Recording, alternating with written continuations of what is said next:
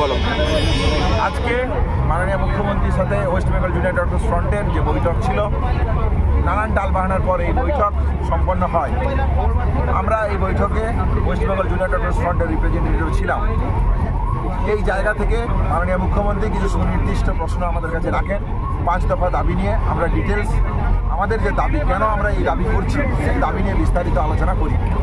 আমাদের দাবি কেন ন্যায়সঙ্গত সেই জায়গাগুলো আমরা পরিষ্কারভাবে রাখি। রাখার পর তিনি মনে করেন ডিএমই, ডিএসএইচ এবং সিপি স্যারকে তিনি ট্রান্সফার করবেন। আমরা মনে করি তিনি যে এই মৌখিক প্রতিশ্রুতি দিয়েছেন, মিনিটসের মাধ্যমে যে প্রতিশ্রুতি দিয়েছেন, এই প্রতিশ্রুতি যদি বাস্তবায়িত হয় তাহলে আমরা হয়তো বলতে পারি আলোচনা কিছুটা সদার্থক। তারপরেও বলতে চাই যেটা সেটা হচ্ছে প্রিন্সিপাল সেক্রেটারি আমাদের যে জায়গা ছিল, যে তাকে তার বিরুদ্ধে অ্যাকশন নিতে হবে, ট্রান্সফারের জায়গায় করতে হবে, এবং ডিসি সেন্ট্রালের যে পয়েন্ট ছিল আমাদের সেই জায়গাটাতে এখনও কোনো ফলপ্রসূ সম্পন্ন আলোচনা আমরা পাইনি, ফলপ্রসূ আশা আমরা পাইনি। রিগার্ডিং সেফটি সিকিউরিটি এবং বিভিন্ন কলেজে আরটি এবং স্টুডেন্ট ইউনিয়ন তৈরি করার যে প্রসঙ্গ, এই প্রসঙ্গ নিয়েও আমরা আলোচনা করি।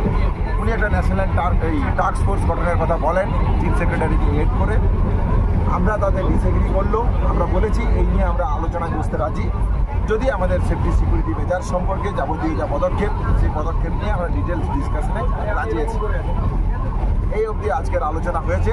বাকি ধর্ণা মঞ্চ থেকে আমরা ডিটেলস ডিসকাশন আমরা করব।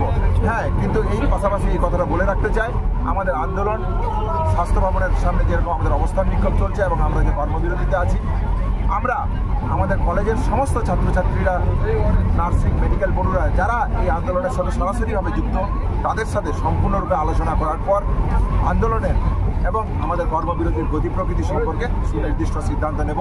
এটাও আমরা মাননীয় মুখ্যমন্ত্রীকে জানিয়েছি।